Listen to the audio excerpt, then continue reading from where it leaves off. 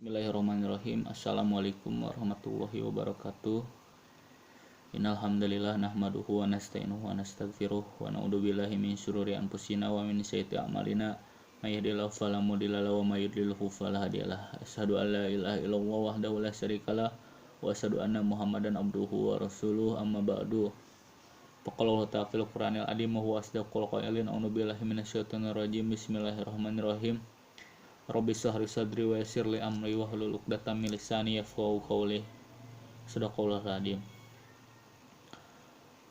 Puji dan syukur tidak lupa senantiasa kami ucapkan kehadirat Allah Subhanahu wa taala, yang mana atas berkah dan rampahan nikmat-Nya lah kita semua masih diberikan kesempatan, masih diberikan kesehatan hingga sampai saat ini.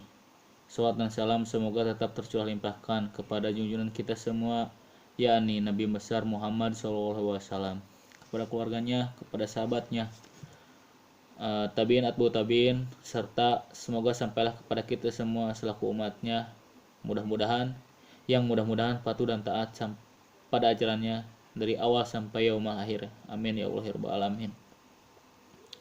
Ibu dosen yang kami hormati, teman-teman seperjuangan yang kami cintai dan kami banggakan. Di sini kami dari kelompok 1 akan mempresentasikan mengenai tugas makalah yang berjudul Sejarah Perkembangan Bahasa Indonesia.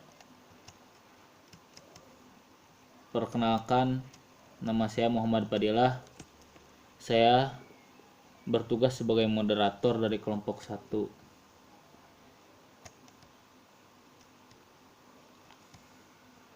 Untuk itu, pendahuluan latar belakang terciptanya makalah ini, yakni bahasa merupakan suatu alat komunikasi yang disampaikan seorang kepada orang lain agar bisa mengetahui apa yang menjadi maksud dan tujuannya. Pentingnya bahasa sebagai identitas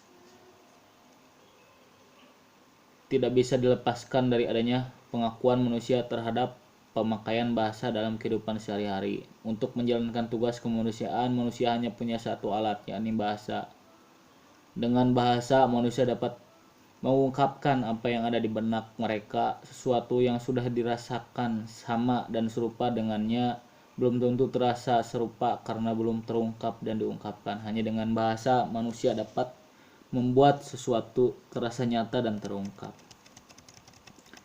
Era globalisasi sekarang ini mendorong perkembangan bahasa secara pesat, terutama bahasa yang datang dari luar seperti bahasa Inggris. Kita ketahui bersama bahwa bahasa Inggris merupakan bahasa internasional yang digunakan sebagai pengantar dalam berkomunikasi antar negara. Dengan ditetapkannya bahasa Inggris sebagai bahasa internasional, maka tidak heran orang akan berlomba-lomba untuk mempelajari dan cenderung memilih untuk menguasai bahasa Inggris agar mereka tidak kalah dalam persaingan di kancah internasional sehingga tidak buta akan informasi dunia. Tak dipungkiri memang pentingnya untuk mengetahui dan mempelajari bahasa asing selain penggunaannya sebagai alat komunikasi juga sebagai alat penerimanya informasi. Karena di zaman modern seperti sekarang ini penggunaan bahasa asing telah menjadi tuntutan yang perlu kita pelajari. Seperti dalam bidang teknologi, contohnya hampir semua bahasa pemrograman itu menggunakan bahasa asing. Dalam bidang hubungan seperti hubungan internasional atau diplomasi, contohnya pertukaran pelajar atau hubungan antar negara seperti kedutaan besar, tentu sangat diwajibkan untuk menguasai bahasa asing ini. Sehingga dengan begitu kita ketahui pentingnya akan penguasaan dan pengetahuan bahasa asing merupakan syarat atau bisa kita sebut kewajiban di era sekarang ini. Tetapi alangkah jauh lebih baik lagi, selain mengetahui dan menguasai bahasa asing dengan mempelajarinya, kita juga tetap harus menjaga, melestarikan, dan membudayakan bahasa asli kita, yaitu bahasa nasional, ciri khas bangsa kita, yakni bahasa Indonesia. Karena kita ketahui bahasa merupakan identitas suatu bangsa. Untuk itu kita juga wajib memperdalam, menguasai mengenai bahasa Indonesia tersendiri. Kita perlu mengetahui bagaimana perkembangannya sampai saat ini sehingga kita tahu mengenai bahasa pemersatu dari berbagai suku, adat istiadat yang beraneka ragam yang ada di Indonesia yang termasuk kita di dalamnya. Maka dari itu, melalui makalah ini, penulis ingin menyampaikan sejarah tentang perkembangan bahasa Indonesia. Nah, setelah kita mengetahui latar belakang terciptanya makalah tadi, selanjutnya kita akan mengetahui rumusan masalah ruang lingkup.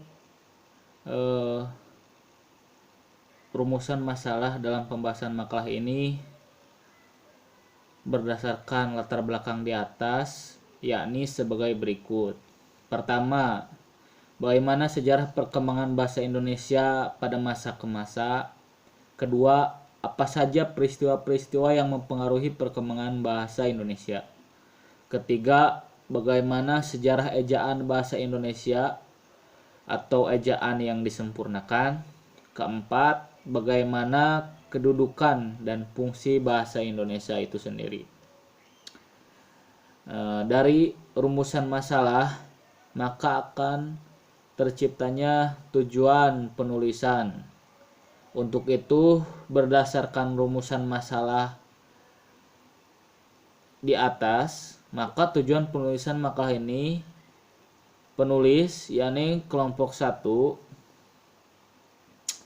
bertujuan untuk mengetahui, pertama, untuk mengetahui sejarah perkembangan bahasa Indonesia pada masa ke masa. Kedua, untuk mengetahui peristiwa-peristiwa yang mempengaruhi perkembangan bahasa Indonesia. Ketiga, untuk mengetahui sejarah ejaan bahasa Indonesia atau ejaan yang disempurnakan. Keempat, untuk mengetahui kedudukan dan fungsi bahasa Indonesia. Assalamualaikum warahmatullahi wabarakatuh. Perkenalkan, nama saya Randi Ajar Alman Paluti dari kelompok 1. Di sini saya akan menyampaikan tentang sejarah perkembangan bahasa Indonesia pada masa sebelum kemerdekaan. 1. Pada dasarnya bahasa Indonesia berasal dari bahasa Melayu pada zaman Sriwijaya. Bahasa Melayu dipakai sebagai bahasa penghubung antar suku di Nusantara dan sebagai bahasa yang digunakan dalam perdagangan antar pedagang dari dalam Nusantara maupun dari luar Nusantara. Perkembangan dan pertumbuhan bahasa Melayu tampak lebih jelas dari berbagai peninggalan-peninggalan. Misalnya, yang pertama, tulisan yang terdapat pada batu nisan yang terletak di Minye-Tujoh, Aceh pada tahun 1380. Yang kedua, prasasti Kedukan Bukit di Palembang yang terletak pada tahun 683. Yang ketiga, prasasti Talang Tuo yang terletak di Palembang pada tahun 684. Yang keempat, prasasti Kota Kapur yang terletak di Bangka Barat pada tahun 686. Yang kelima, prasasti Karang Berahi Bangko, Merangi, Jambi pada tahun 688. Dan pada saat itu bahasa Melayu telah berfungsi sebagai satu bahasa kebudayaan yaitu bahasa buku-buku yang berisi antara aturan-aturan hidup dan sastra. Yang kedua, bahasa perhubungan antar suku di Indonesia. Yang ketiga, bahasa perdagangan baik bagi suku yang ada di Indonesia maupun pedagang yang datang dari luar Indonesia. Yang keempat, bahasa resmi kerajaan. Bahasa Melayu menyebar ke pelosok Nusantara bersamaan dengan menyebarnya agama Islam di wilayah Nusantara, serta makin berkembang dan bertambah kokoh keberadaannya karena bahasa Melayu mudah diterima oleh masyarakat Nusantara sebagai bahasa perhubungan antar pulau, antar suku, antar pedagang, antar bangsa, dan antar kerajaan. Perkembangan bahasa Melayu di wilayah Nusantara mempengaruhi dan mendorong tumbuhnya rasa persaudaraan dan rasa persatuan bangsa Indonesia. Oleh karena itu, para pemuda Indonesia yang tergabung dalam perkumpulan pergerakan secara sadar mengangkat bahasa Melayu menjadi bahasa Indonesia menjadi bahasa persatuan untuk seluruh bangsa Indonesia. Assalamualaikum warahmatullahi wabarakatuh. Perkenalkan, nama saya Rika Ramadanti dari kelompok 1 yang akan menjelaskan materi ketiga. Di sini dikatakan ada 4 faktor yang menyebabkan bahasa Melayu diangkat menjadi bahasa Indonesia, yaitu yang pertama, bahasa Melayu sudah merupakan lingua franca di Indonesia, bahwa perhubungan dan bahasa perdagangan. Yang kedua, sistem bahasa Melayu sederhana, mudah dipelajari, karena dalam bahasa Melayu tidak dikenal tingkatan bahasa atau bahasa kasar dan bahasa halus. Yang ketiga, suku Jawa, suku Sunda, dan suku-suku lainnya dengan sukarela menerima bahasa Melayu menjadi bahasa Indonesia sebagai bahasa nasional. Yang keempat, bahasa Melayu mempunyai kesanggupan untuk dipakai sebagai bahasa kebudayaan dalam arti yang luas. Di sini dijelaskan bahwa pada abad ke-15 berkembang bentuk yang dianggap sebagai bentuk resmi bahasa Melayu karena dipakai oleh Kesultanan Malaka yang kelak disebut sebagai bahasa Melayu tinggi. Penggunaannya terbatas di kalangan keluarga kerajaan di sekitar Sumatera, Jawa, dan Semenanjung Malaya. Pada akhir abad ke-19, pemerintah kolonial Hindia, Belanda, melihat bahwa bahasa Melayu tinggi dapat dipakai untuk membantu administrasi bagi kalangan pegawai pribumi. Pada periode ini mulai berbentuk bahasa Indonesia yang secara perlahan terpisah dari bentuk semula bahasa Melayu Riau, Johor. Bahasa Melayu di Indonesia kemudian digunakan sebagai lingua franca atau bahasa pergaulan. Namun pada waktu itu belum banyak yang menggunakan bahasa Indonesia. Bahasa ibu masih menggunakan bahasa daerah yang jumlahnya mencapai 360 bahasa. Pada pertengahan 1800-an, Alfred Russel Wallace menuliskan di bukunya Malay bahwa penghuni Malaka telah dimiliki suatu bahasa tersendiri yang bersumber dari cara berbicara yang paling elegan dari negara-negara lain, sehingga bahasa orang Melayu adalah bahasa yang paling indah, tepat, dan dipuji di seluruh dunia timur. Bahasa mereka adalah bahasa yang digunakan di seluruh Hindia Belanda. Pada awal abad ke-20, bahasa Melayu pecah menjadi dua. Di tahun 1901, Indonesia di bawah Belanda mengadopsi ejaan Van of Fujisen, sedangkan pada tahun 1904, Malaysia di bawah Inggris mengadopsi ejaan Wilkinson. Mungkin cukup sekian materi dari saya, mohon maaf atas kesalahan dan kekurangannya. Terima kasih. Wabillahi taufiq wal hidayah. Wassalamualaikum warahmatullahi wabarakatuh. Sejarah perkembangan bahasa Indonesia pada masa sesudah kemerdekaan. Berhubung dengan menyebar bahasa Melayu ke pelosok Nusantara bersamaan dengan menyebarnya agama Islam di wilayah Nusantara, serta makin berkembang dan bertambah kokoh keberadaannya karena bahasa Melayu mudah diterima oleh masyarakat Nusantara sebagai bahasa perhubungan antar pulau, antar suku, antar pedagang, antar bangsa, dan antar kerajaan. Perkembangan bahasa Melayu di wilayah Nusantara mempengaruhi dan mendorong tumbuhnya rasa persaudaraan dan rasa persatuan bangsa Indonesia. Oleh karena itu, para pemuda Indonesia yang tergabung dalam perkumpulan pergerakan secara sadar mengangkat bahasa Melayu menjadi bahasa Indonesia, yang menjadi bahasa persatuan untuk seluruh bangsa Indonesia. Bahasa Indonesia lahir pada tanggal 28 Oktober 1928.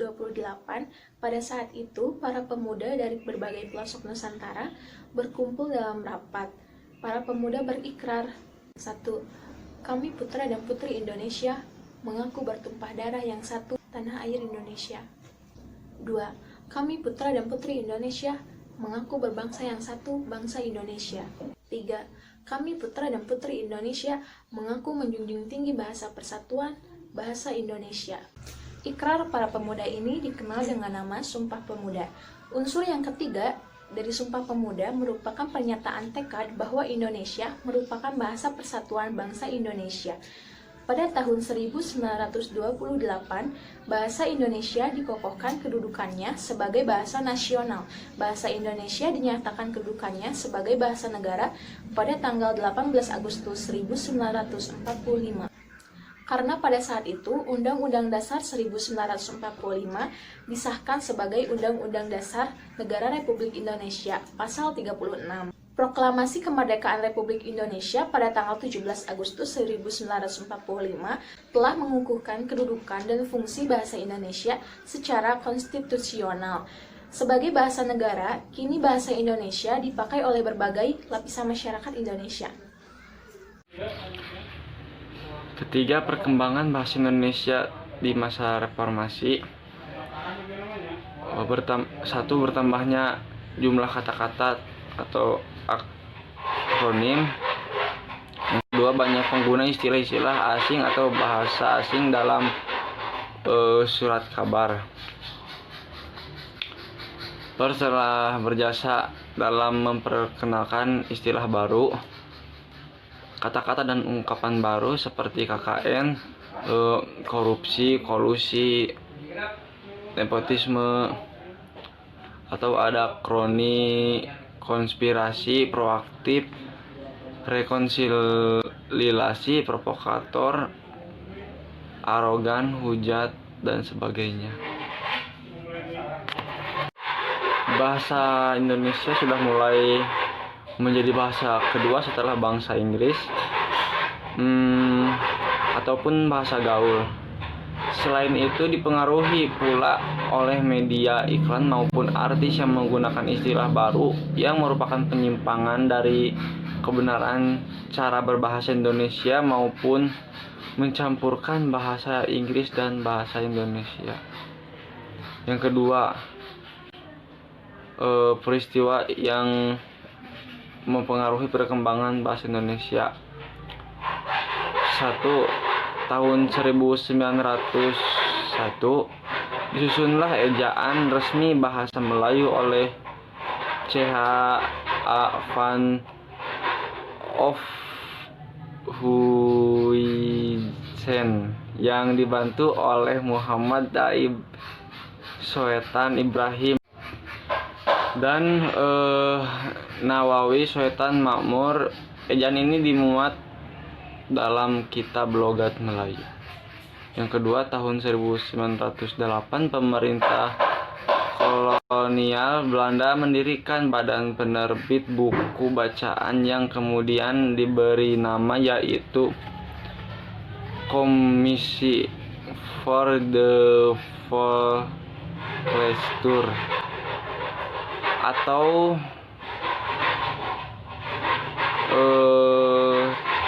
Taman Bacaan Rakyat pada tahun 1917. Diubah menjadi Balai Perpustakaan. Badan penerbit tersebut menerbitkan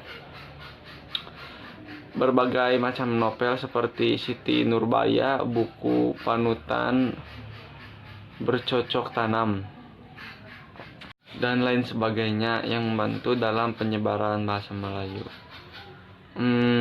Ketiga, tanggal 16 Juli 1927 Djahja Datuk Kadjo menggunakan bahasa Indonesia di dalam pidatonya. Hal ini merupakan pertama kali dalam sidang Volkrad Dewan Rakyat terdapat seseorang yang berpidato dengan memakai bahasa Indonesia. Yang keempat, tanggal 28 Oktober 1928 Muhammad Yamin secara resmi mengusulkan supaya bahasa Melayu digunakan sebagai bahasa persatuan bangsa Indonesia. Yang kelima, pada tahun 1933 penerbit majalah Pujangga Baru yang disusun oleh Ajmin Pane, Amir Hamzah, dan Suta Takdir Aisyabana. Pengasuh majalah ini adalah sastrawan yang banyak memberi sumbangan terhadap perkembangan bahasa dan sastra. Karya sastra adalah bahasa Indonesia yang digunakan oleh masyarakat dan tidak lagi dengan batasan-batasan yang pernah dilakukan oleh Balai Pustaka. Terima kasih. 27 Djahja Datuk Kadjo menggunakan bahasa Indonesia di dalam pidatonya. Hal ini merupakan pertama kali dalam sidang Volkrad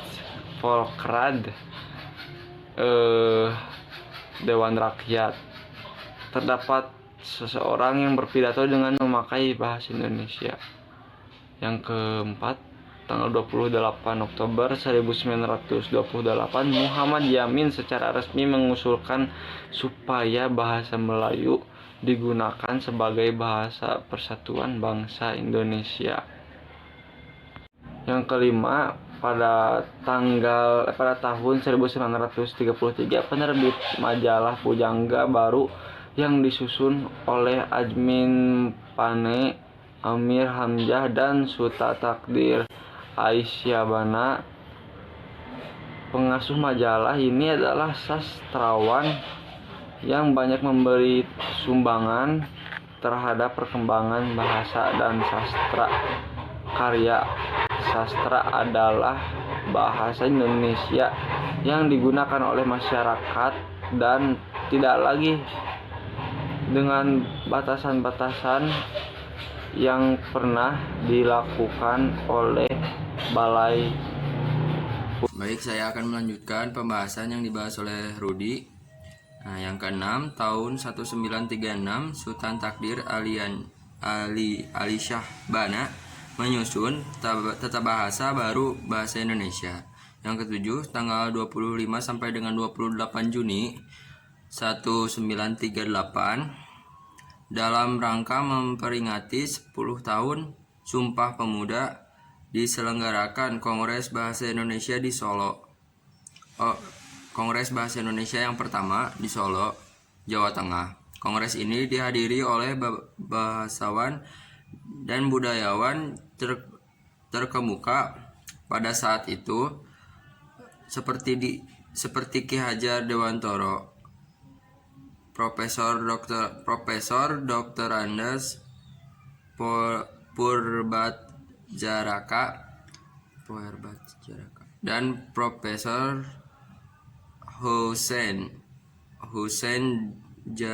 Jajadiningrat. Dalam kongres tersebut dihasilkan beberapa keputusan yang sangat besar artinya bagi pertumbuhan dan perkembangan bahasa Indonesia.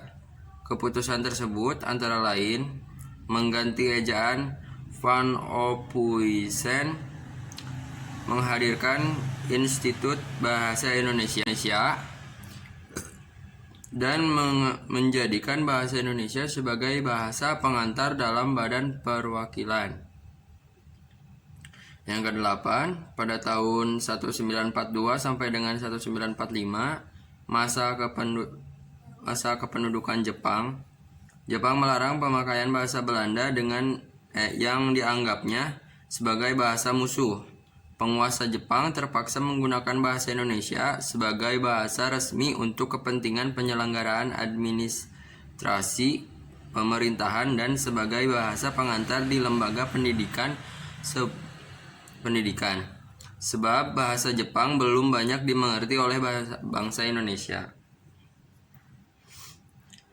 Hal yang demikian menyebabkan bahasa Indonesia mempunyai peran yang semakin penting. 9. Pada tanggal 18 Agustus 1945, bahasa Indonesia dinyatakan secara resmi sebagai bahasa negara sesuai dengan bunyi Undang-Undang Dasar 1945 bab 15 pasal 36. Bahasa negara adalah bahasa Indonesia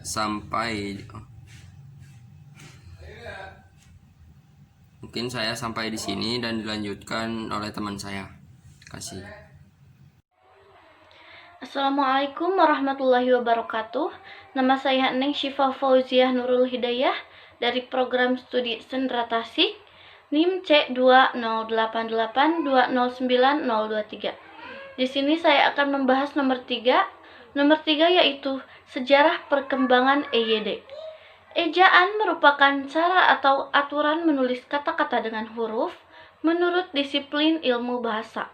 Dengan adanya ejaan, diharapkan para pemakai menggunakan bahasa Indonesia dengan baik dan benar sesuai aturan-aturan yang ada. Sehingga terbentuklah kata dan kalimat yang mudah dan enak didengar dan dipergunakan dalam komunikasi sehari-hari. Sesuai dengan apa yang telah diketahui bahwa penyempurnaan ejaan bahasa Indonesia terdiri dari 1. Ejaan Van Ophuijsen. Ejaan ini merupakan ejaan bahasa Melayu dengan huruf Latin. Charles Van Ophuijsen yang dibantu oleh Nawawi Sultan Makmur dan Muhammad Taib Sultan Ibrahim menyusun ejaan baru ini pada tahun 1896. Pedoman tata bahasa yang kemudian dikenal dengan nama ejaan Van Ophuijsen itu resmi diakui pemerintah kolonial pada tahun 1901. Ciri-ciri dari ejaan ini yaitu 1.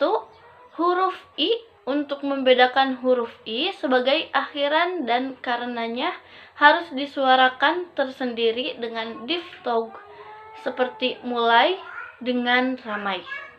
Juga digunakan untuk menulis huruf Y seperti dalam Surabaya atau Surabaya.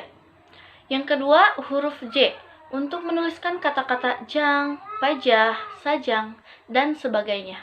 Yang ketiga, huruf OE untuk menuliskan kata-kata goeroe yang dibaca guru, itoe yang dibaca itu, oemoer yang dibaca umur, dan sebagainya. 4. Tanda diakritik seperti koma, ain, dan tanda trema untuk menuliskan kata-kata makmur, akal, tak, pak, dan sebagainya. Yang kedua, ejaan Suwandi. Ejaan Suwandi adalah ketentuan ejaan dalam bahasa Indonesia yang berlaku sejak 17 Maret 1947. Ejaan ini kemudian juga disebut dengan nama Ejaan Suwandi. Menteri Pendidikan dan Kebudayaan kala itu. Ejaan ini mengganti ejaan sebelumnya, yaitu Ejaan Van Ophuijsen yang mulai berlaku sejak tahun 1901. 1. Huruf OE atau U diganti dengan U pada kata-kata guru, itu, umur, dan sebagainya. 2. Bunyi hamzah dan bunyi sentak ditulis dengan K pada kata-kata tak, pak, rakyat atau rakyat, dan sebagainya. Yang ketiga, kata ulang boleh ditulis dengan angka 2 seperti pada kanak-kanak, berjalan-jalan, kebarat-baratan, dan sebagainya. Yang keempat, awalan di dan kata depan di kedua-duanya ditulis serangkai dengan kata yang mendampinginya. Sekian dari saya. Wassalamualaikum warahmatullahi wabarakatuh. Assalamualaikum warahmatullahi wabarakatuh. Perkenalkan, nama saya Dinia Prillianti Garsita dari Prodi Sendra Tasik. Di sini saya akan mempresentasikan perbedaan antara ejaan ini dengan ejaan Van Ophuijsen adalah sebagai berikut. Yang pertama, ada huruf OE diubah menjadi U. Contohnya dari goeroe menjadi guru. Yang kedua, ada bunyi hamzah dan bunyi sentak.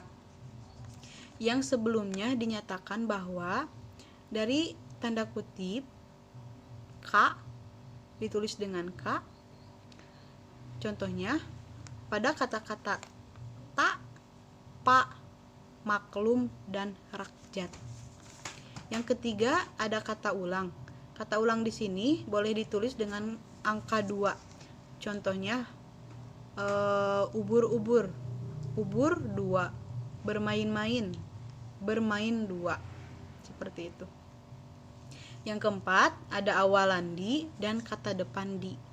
Kedua-keduanya ditulis serangkaian dengan kata yang mengikutinya. Kata depan di pada contoh di rumah, di sawah, tidak dibedakan dengan imbuhan di pada kata dibeli dan dimakan. Ejaan Suwandi ini berlaku sampai tahun 1972. Lalu digantikan oleh ejaan yang disempurnakan atau yang sering disebut EYD pada masa Menteri Mashuri Saleh.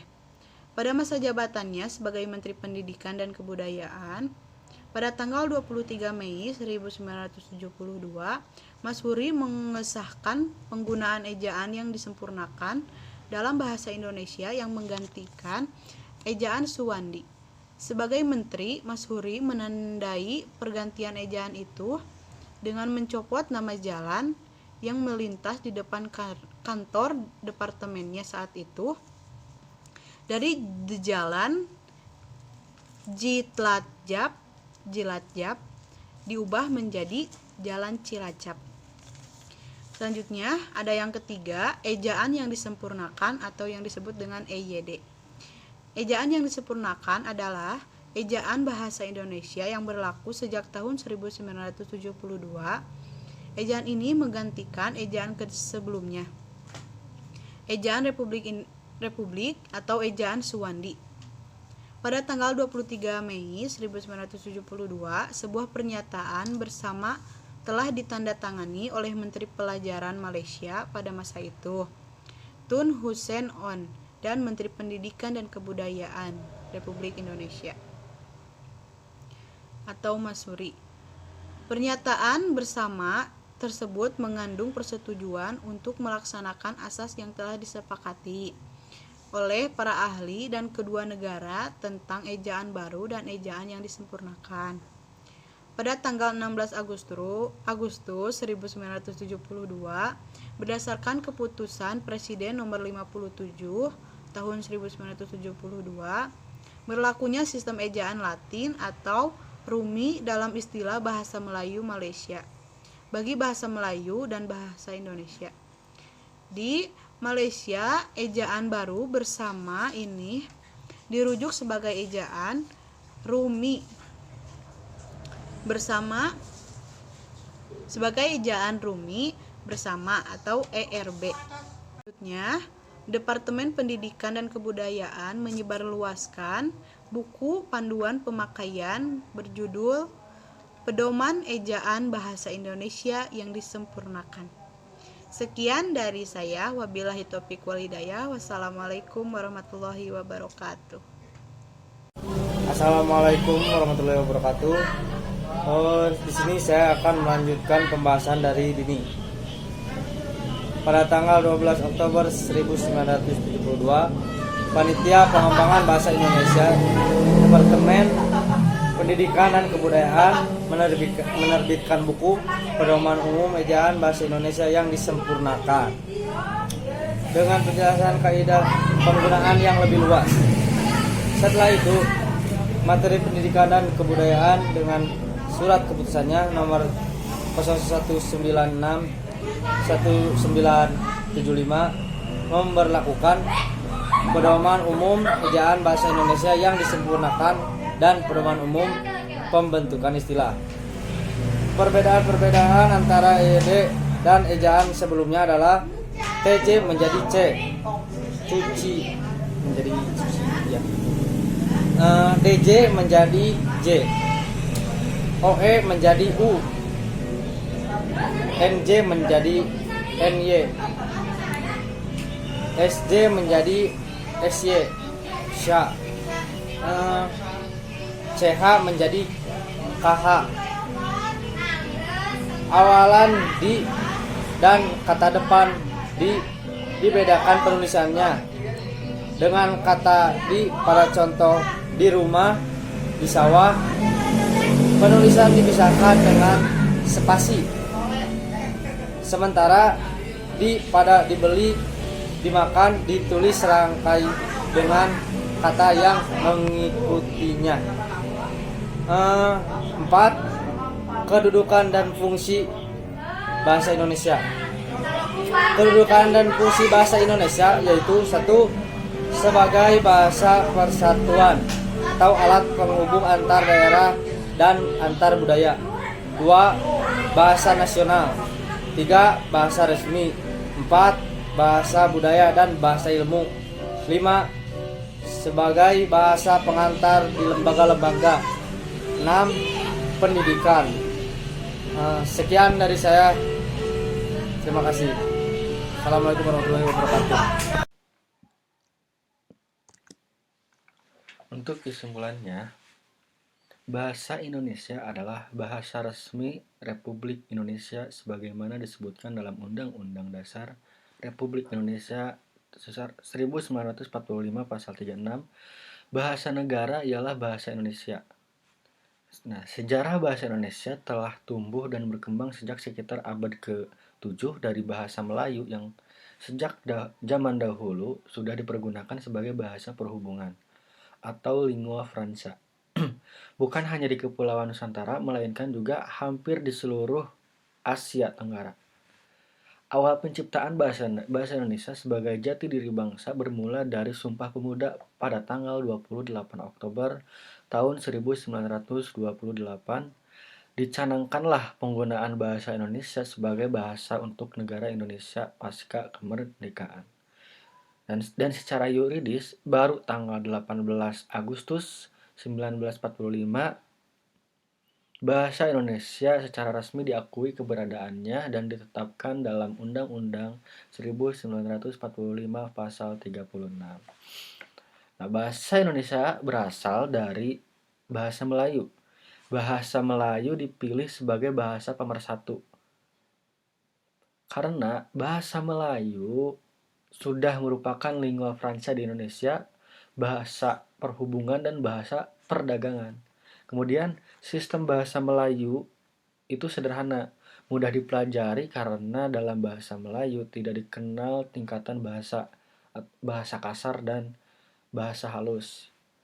Nah, kemudian suku Jawa, suku Sunda, dan suku-suku yang lainnya dengan sukarela menerima bahasa Melayu menjadi bahasa Indonesia sebagai bahasa nasional.